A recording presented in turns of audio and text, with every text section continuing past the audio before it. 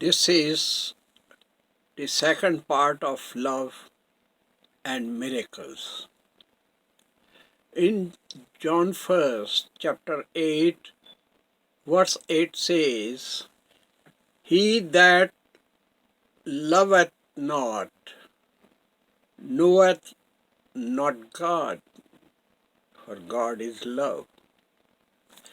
I would like to add that some prominent philosophers in history were convinced that the teachings of Jesus will die, that the teachings of Jesus will disappear from earth. The French philosopher Voltaire is one of them. Voltaire once said, 100 years from my death, the Bible will be a museum piece. In other words, he meant that museum would be available only in museum, and people will see that book and remember that once there used to be Christ and his followers called Christians, but they are no more because they have faith in love. The Bible, particularly Christ and his teachings, have been criticized from every possible angle for centuries. And this criticism will continue. Some religions have laws against criticism of their religion. But Christianity does not have such laws.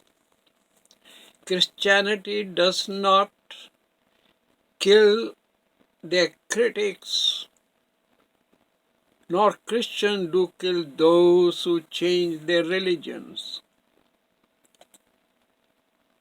Still, Christianity, in spite of the fact that there is no any such law, Christianity gives freedom to everyone to preach his beliefs, and Christianity is forbidden in many countries. Still, Christianity is flourishing and will continue flourishing because it is based on the rock of unconditional love.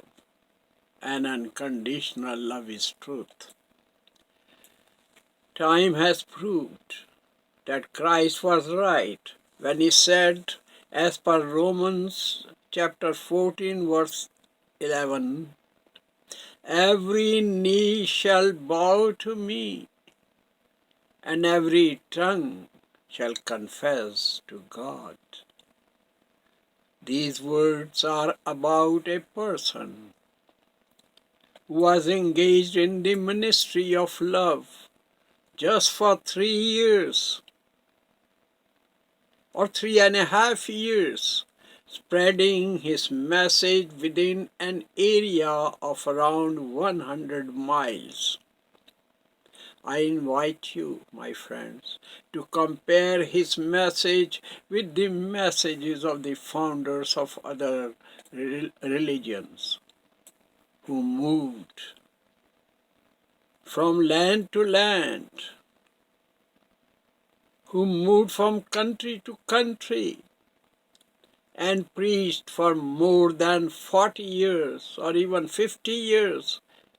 They raised armies to defend themselves and fought, and their followers are still killing each other in the name of religion. They have no tolerance. Let me quote from my novel, The Chhattisgarh, in the last chapter, where I write, Christ's message, which is nothing if not unconditional love in action. That's what it is, all his philosophy. Christ preached and practiced his message, as I said, for 3 years within the radius of not more than 100 miles. We know him through his witnesses, who had been his disciples and had lived for him for most of the time in those 3.5 years. Christ did not author his Gospels or any book to spread an aura of mysticism. Christ never headed any army. Christ never held any political office, and he never owned properties. The flocks and fame of Christ have been flourishing. The flock and fame of most brilliant minds in history are abating. Their influence is disappearing, though they preached for decades, though they preached for 30 or 40 years, and in different geographical regions. And on the other hand, the flock and fame of Christ is on the increase, in spite of his warning to his faithful that they shall be hated, that they shall be persecuted because of his name. He didn't give his followers any inducement. He told them they will be persecuted. It is not an exaggeration to add that if the influence of all the scientists of every age, it is not an exaggeration to say that if the influence of all the thinkers of every culture, if the influence of all the theologians of every vision and every faith, of all the rulers of every nation is put together, still their influence will not come even closer to the influence of this person, this single mind, this only individual that preached and practiced unconditional love for 3 years. And just within the area of not more than 100 miles. This is what had confounded the adversaries and followers of Christ when he walked 2000 years ago on this earth, and has been confounding people even today.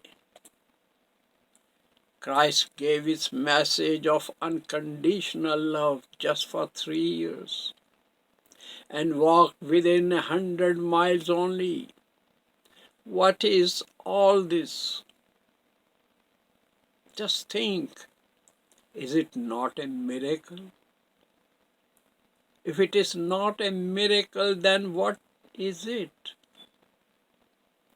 It is confounding. Christ's prophecies are not accidental. All his prophecies, my friend, have come true, with the exception of one that will also come true as the situation of the world indicates. He has prophesied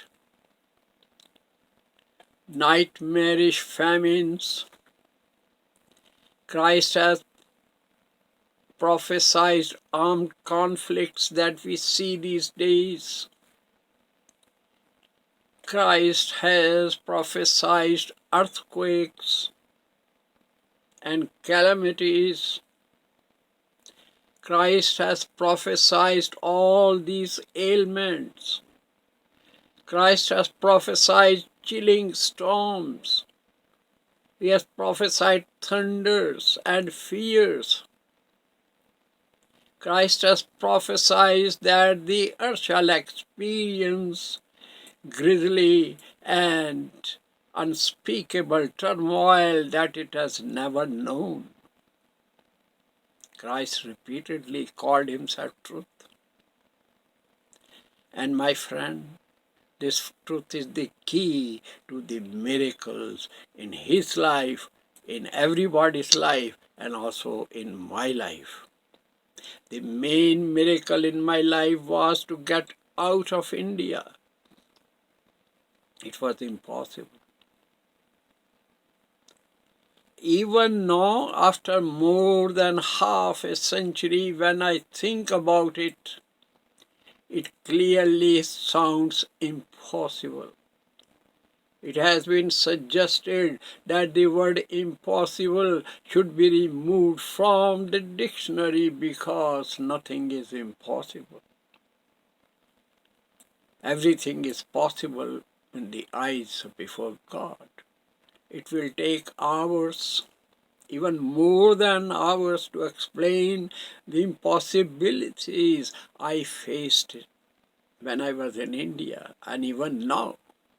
It is going through that pain again to explain those hurdles, to explain those difficulties, those chains I faced. It is going through that pain again to explain those hurdles and chains. Just believe me, it was impossible from every way to get out of India for me. You won't believe if I tell these stories. One day I will write, certainly, and few things I have already written in the introductions of my books. Even to get a passport was a miracle for me. All these things happened with the help of my prayers and my faith in Jesus. All these things happened without my efforts, without any kind of lie, without any kind of deceit and dishonesty. These incidents happened with my faith and prayers only. This solid, verifiable truth opened my door for additional successes, particularly in the domain of writing. Just imagine. I was 14 years old when my first short story appeared in a major daily newspaper. I was instructed that I should never tell my age to the editor. Editor of the newspaper, thinking I am very young, the editor may not publish my writings or may publish in the special area where they publish something by kids. I just sent my material by mail. After that, I began to appear also in other magazines. I always wanted to be a writer.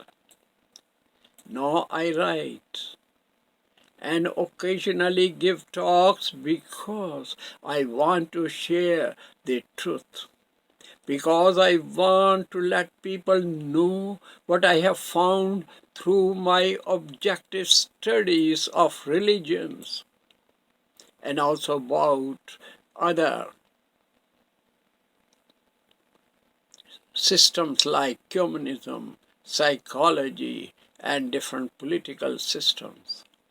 I want to share what I have found in the teachings of Jesus, because with this key, I am able to open even the most impossible to open doors, including the door to my health.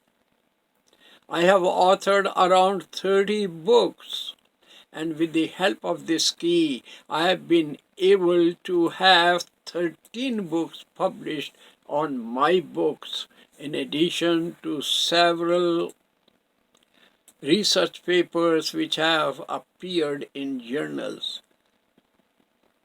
All these research papers, these 13 books, have been written by knowledgeable people, by university professors who teach literature.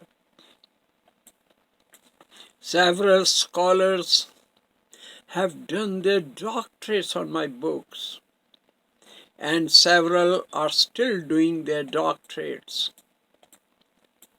My friend, it was all miracle. I need one more miracle, and I'm sure, I am certain, I will get it also shortly.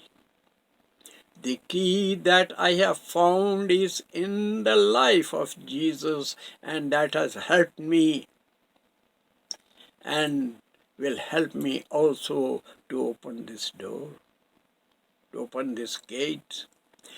The result of this key has been proved by several human beings again and again, and also by me.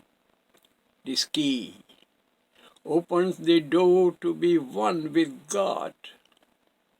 And this is the key of unconditional love that is found in the teachings of Jesus only and nowhere else. Let me summarize. My friend, let me put in a gist that my life is a basket filled with miracles. Let me summarize that I have no time to let you know even some of my miracles, because it needs a separate session of more than an hour. In a few words, I can summarize. I can say that God is the spirit of love, and unconditional love is the only powerful energy that is the dynamo of energy. Human is made with this energy, and this energy is unconditional love.